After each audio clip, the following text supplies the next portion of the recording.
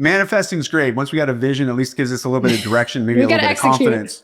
You got to execute at the end of the day. And to be fair, the success I had in my last company was largely due to the team. It was all people driven, even though it was retail, commercial B2B solutions, but it was all in the fitness space, which is a space I'm very comfortable in and I love because it's really helped me at so many pivotal moments in my own life. It's been that constant that's allowed me to get through things, and so I'm a big proponent for fitness and moving our bodies with purpose every day. And I don't care how you move it, just move it.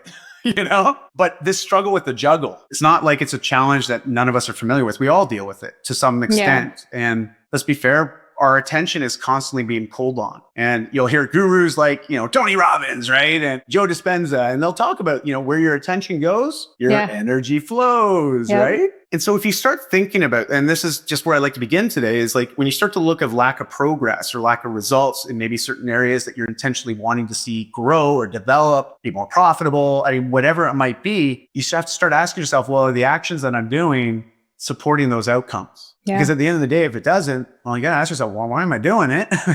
And what could I be doing differently? And go ahead. Sometimes if you see a metric, social media can be like that marketing where I'll do X and I should get Y and Z right now. People are going to come through the door. Some of my business partners that are older are like, okay, if you're doing all this work, what kind of sales is there? And sometimes it's not right there.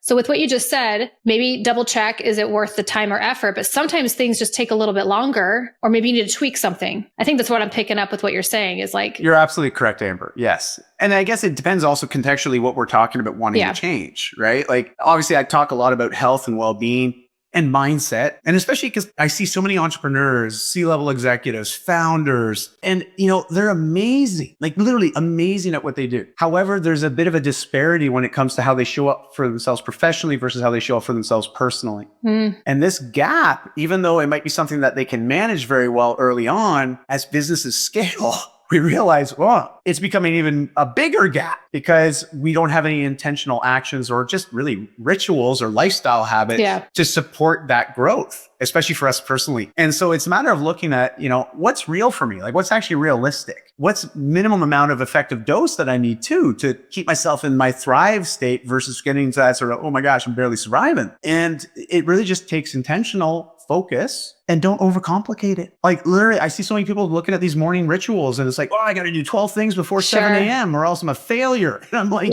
no, you're not. The fact that you do one of those 12 things in the morning already sets you ahead of everybody else.